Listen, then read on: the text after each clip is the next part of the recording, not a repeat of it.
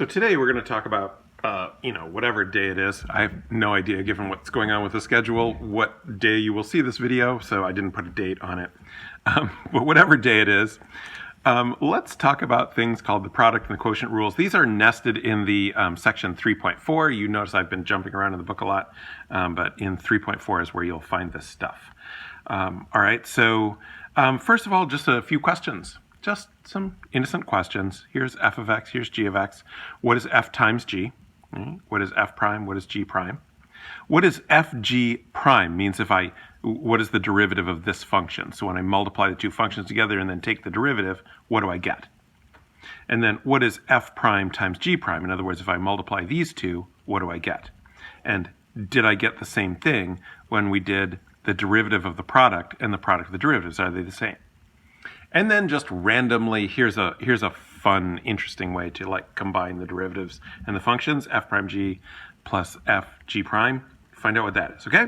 So pause the video and answer all these questions. All right, now I'm assuming you have answered all these questions.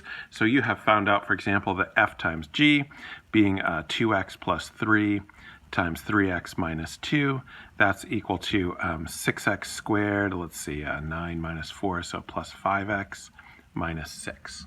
All right, that's what fg is. All right, what's f prime? Oh, here's f prime is 2. What's g prime? Here's g, so g prime is 3. All right, what's f times g prime? All right, so I'm looking at this, and I'm doing the derivative of that, and I get 12x plus 5. All right. What do I get when I just multiply f prime times g prime? Well, here's f prime, here's g prime. 2 times 3, it's 6. All right. Are they the same? Are these two things the same? No, they're very different. Okay, and then what if we do this thing? F prime g plus fg prime. So f prime is 2. G is 3x minus 2. F is 2x plus 3. G prime is 3. Let's multiply all that out and see what we get. So we get 6x minus 4 plus 6x plus 9. So that's 12x plus 5. Oh, hey, wait a minute. That turns out to be, for this function, that is equal to f times g prime. All right. So not only do we know what you cannot do to get the derivative, we also know what you can do to get the derivative. So if you come back to, we had a homework problem a while ago. It was x squared plus 4x to the 1/2 over x squared, right? And then so a lot of people rewrote that as a product. Well, all right, not a lot. A couple of people rewrote that as a product like this. 4x to the 1/2 times x to the negative 2. All right, so what this is saying, when we say compare the derivative of the product to the product of the derivatives and noticing that they are not the same, all right?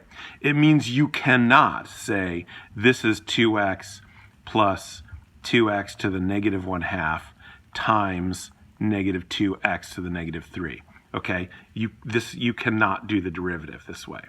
So, if this is f of x, is this equal to f prime of x? No, it's not. All right.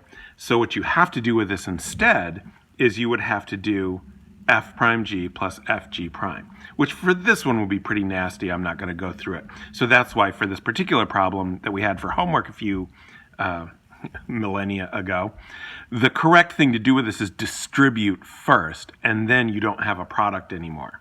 Okay. So here are some things, so we know that f plus g prime is equal to f prime plus g prime. So I can split a derivative over an add or a subtract, all right? But as I have mentioned several times now, you cannot split a product into just the product of the derivatives, all right? Now the same is going to turn out to be true for f over g. So our goal today is, we've observed what these derivatives are not equal to. We're going to come up with some ideas for what they are equal to. Okay? So now you've got your hint here. It's f prime g plus fg prime. And in fact, we're going to jump right to the chase and have what we're going to call the product rule. And the product rule says the derivative of the product is equal to f prime g plus fg prime. Whoops, I didn't write it right. I said it right and I didn't write it right. Let's try that again.